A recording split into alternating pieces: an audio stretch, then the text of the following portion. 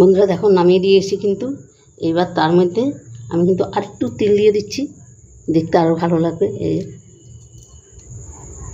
কত সুন্দর লাগছে দেখো, অসাধারণ লাগছে। কিন্তু বন্ধুরা রেসিপিটা ভালো লাগলে প্লিজ আমার চ্যানেলটা একটা সাবস্ক্রাইব করে দিও, আর বেশি বেশি করে শেয়ার করে দিও। দেখো এখানে আমি একটুখানি আদা কুচি করে নিচ্ছি, সেটাও দিয়ে দিচ্ছি দেখতে সুন্দরের জন্য। দিয়ে দিলাম আর একটু ধনেপাতা কুচি,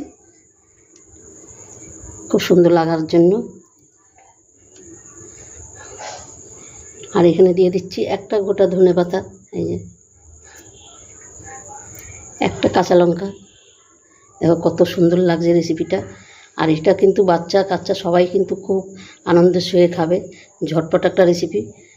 বন্ধুরা রেসিপিটা ভালো লাগলে লাইক কমেন্ট শেয়ার করবে, আর অবশ্যই এইভাবে একবার করে খেয়ে দেখবে, দারুণ লাগে। তবে বন্ধুরা আজকে আসছি, কালকে আবার দেখা হবে নতুন কোনো ভিডিও নিয়ে। তোমরা ভালো থেকো, সুস্থ থেকো, টাটা বাই বাই।